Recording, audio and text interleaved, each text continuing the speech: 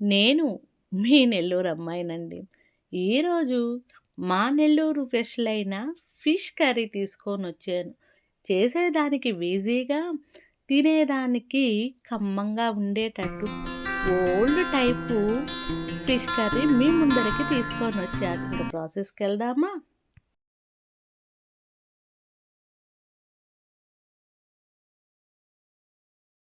ఎప్పటినుంచో నేను ఒక ఫిష్ దబర్ తీసుకోవాలనుకుంటూ ఉన్నానండి.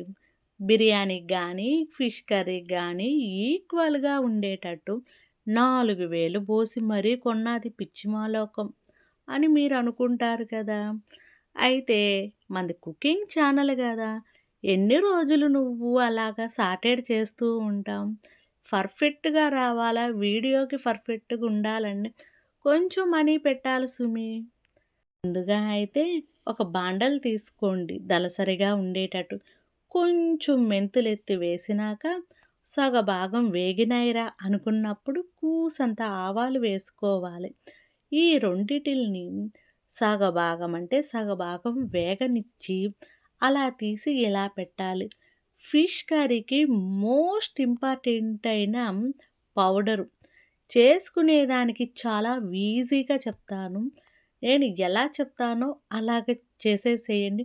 అదిరిపోయే ఫిష్ కర్రీ మీ ఇంట్లో ఉంటాది. ఆనియన్స్‌ని, టమోటాలని ఒకే సైజులో కట్ చేసుకోవాలండి.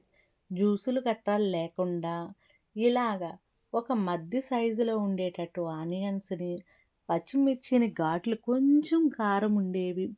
టమోటా సైజులోనే కట్ చేసుకోవాలి.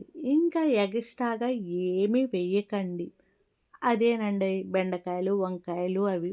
నెల్లూరు ఫిష్ కర్రీని మీరు టేస్ట్ చేయాలంటే తక్కువ పదార్థాలతో టేస్ట్‌లో అమోఘంగా ఉండేటట్టుగా నేను చెప్పినట్లుగా ట్రై చేయండి.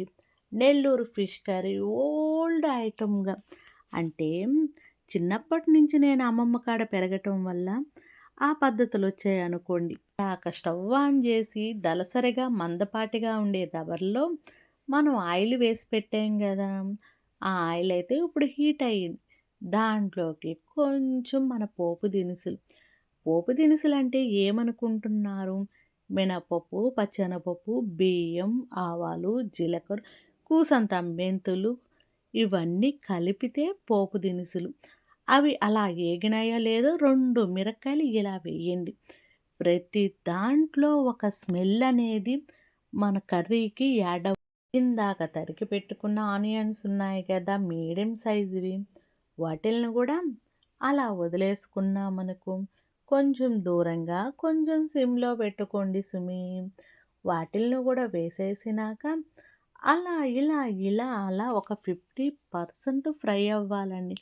కూసంత కరివేపాకు యాడ్ చేసుకోండి. ఎప్పుడు కూడా ఆనియన్స్ వేసినప్పుడో లేకపోతే టమోటాలు వేసినప్పుడో మన కరివేపాకుని వేయటం వల్ల దాని రుచిని మనము కోల్పోకుండా మనకి పదార్థంలో యాడ్ అవుతుంది.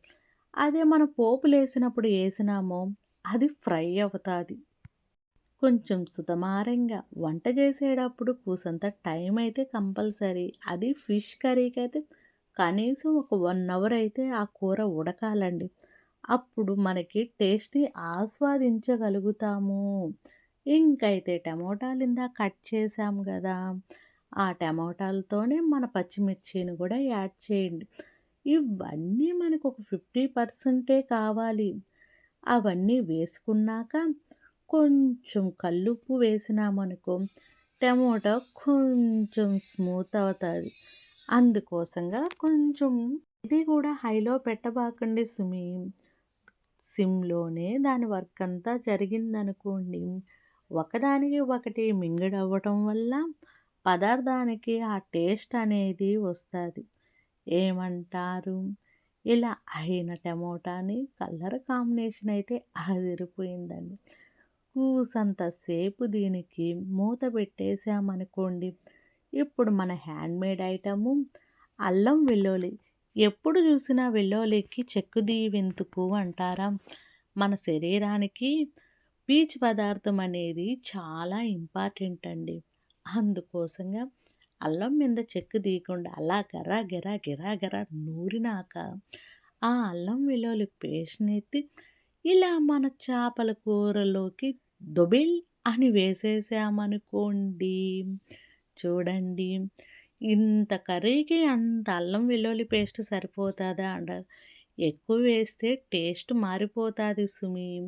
అందుకోసంగా మన టమోటాల్లోకి ఈ అల్లం గూడా యాడ్ చేద్దాం. అయితే టమోటాలు కుక్ అవ్వలేదు అంటారా? టమోటాలు కుక్ అవ్వకూడదు. ఒక అల్లం వెల్లుల్లి పేస్టు వాసన పొయ్యేంత వరకు కంపల్సరీ మీరు వేయిస్తూనే ఉండాలి. నెక్స్టు ఇందాక మనం ఆవాలు, మెంతులు ఉన్నాయి గదా! వేరే దాంట్లోకి పోసుకొని కూసంత చల్లారనిచ్చుకోవాలి సుమి. ఇప్పుడైతే మన చింతపండునైతే కనీసం మనము ఒక 20 నిమిషాలైనా నానిందనుకో, దాంట్లో ఉండేది మనకి కావాల్సింది వచ్చి మిగతా పిప్పుని పడేసేయవచ్చు. ఏమంటారు? చింతపండు మనం తీసుకున్న కేజీయా? కేజీ తీసుకున్నాను. వాటిలో కొన్ని ఫ్రైకి పెట్టాను నేను. చూసుకొని చింతపండు యాడ్ చేసుకోండి.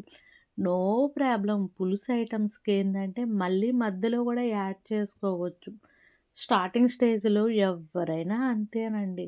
అప్సు, డౌన్స్ అనేది కంపల్సరీ ఉంటాయి.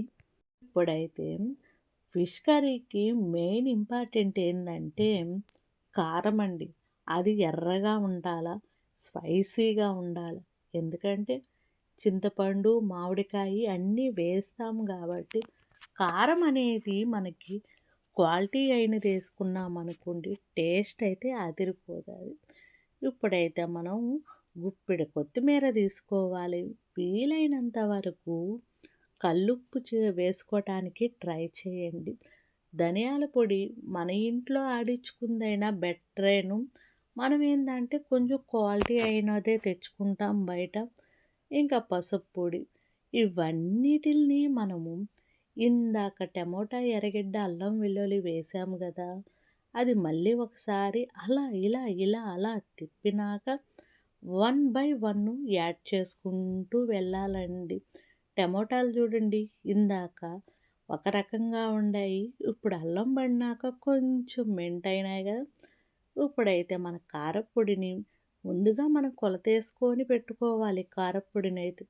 ఆ కారప్పొడిని తీసుకొని ఇలా యాడ్ చేసుకుందాం. నెక్స్ట్ పసుపు పొడి. అది కూడా కారప్పొడి కన్నా 4 భాగాలు చేస్తే మన పసుపు పొడి అనుకోండి.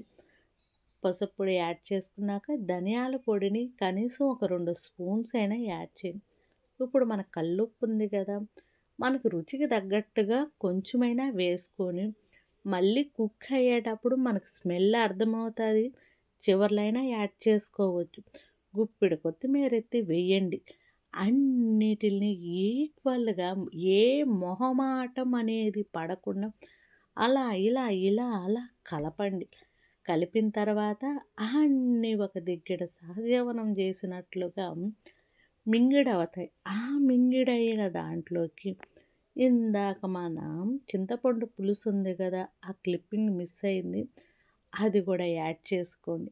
అన్నీ చూడండి యాడ్ అయిన దాంట్లోకి మూత పెట్టేసి 2 పొంగులొచ్చేదాకా వదిలేయండి. ఇప్పుడైతే నెక్స్ట్ మనం చేపలు తీసుకుందాం. ఆ చేపల్ని ముందుగా 2, 3 సార్లు కడిగి తర్వాత కల్లుప్పేసి ఇన్నాళ్ళ రోజుల్లో అయితే బాగా ఎగనెత్తేవాళ్ళం అటికలో వేసి. ఇప్పుడు అటికలు దొరకటం కష్టమే. అలా తిప్పాలన్నా కూడా మనకు ప్లేసు కష్టమే. 2, 3 పొంగులొచ్చిన తర్వాత క్లీన్ చేసుకున్న చేపల్ని సుకుమారంగా అది మనం చేపల దబర ఎంచుకున్నామనుకోండి, ఈక్వల్‌గా చేపలు చుట్టూరు యాడ్ అయిపోతాయి కాబట్టి ఎక్కడికక్కడ ఈ చేపను కలిపే విధానం కూడా గెంటితో కలపకూడదు. దబర్ని 2 చేతులతో పట్టుకొని ఉయ్యాలంటూ జంపాలంటూ అన్నట్టుగా సుకుమారంగా తిప్పుతూ ఉండాలి. మన మెంతుల పొడి అయితే హ్యాండ్‌మేడ్‌గా రుబ్బినాం గదా! సగం భాగం అయిన తర్వాత మన ఫిష్ కర్రీ ఈ మెంతుల పొడిని కూడా సుకుమారంగా పొలంలో ఎరువులు జల్లినట్టుగా జల్లండి. గుప్పుడు ఎర్రగడ్డలు ఒక మోస్తారు సైజులో ఉండేవి తీసుకొని అలా చూడండి సైజు, ఆ ఫీల్‌ని ఎంజాయ్ చేయాలి మనం. కర్రీలో వదిలేసుకున్నామనుకోండి, అక్కడక్కడ మనకి ఎర్రగడ్డ తగులుతూ ఉంటే చారి వరెవ్వ! మాటలు లేవు, మాట్లాడుకోవటం లేవు. ఇప్పుడు చూడండి మన ఫిష్ కర్రీ అదేనండోయ్! నెల్లూరు ఫిష్ కర్రీ రెడీ అయిపోయిందిగా. వీలైతే కొంచెం కొత్తిమీర జల్లుకొని మీరు ఒక 1 అవర్ తర్వాత తినండి. టేస్ట్ అమోఘం. మధు గాని ఫిష్ కర్రీ చేస్తే నోట్లో ఏళ్ళు పెట్టుకొని జుర్రుకుంటూ తినాలి. అంత టేస్ట్‌గా చేస్తానండి. ఏమీ యాడ్ చేసుకోకండి. వంకాయి, బెండకాయి ఏవి వద్దు. సేమ్ ఇదే ప్రాసెస్‌లో చేసుకోండి. మన fish curry, Nellore fish curry మన చేతిలో. ఇన్నాళ్ళ రోజుల్లో అయితే ఈరోజు చేస్తే 2, 3 రోజులు తినే రోజులవి. ఇప్పుడు అన్నీ మందులు కొట్టినవి కదా! మంచిగా చేసుకోండి. ఆ రోజు ఎంజాయ్ చేయండి తినడం. నెక్స్ట్ డే వదిలేసేయండి. మళ్ళీ మంచి వీడియోతో మీ ముందర ఉంటాది మీ మధు.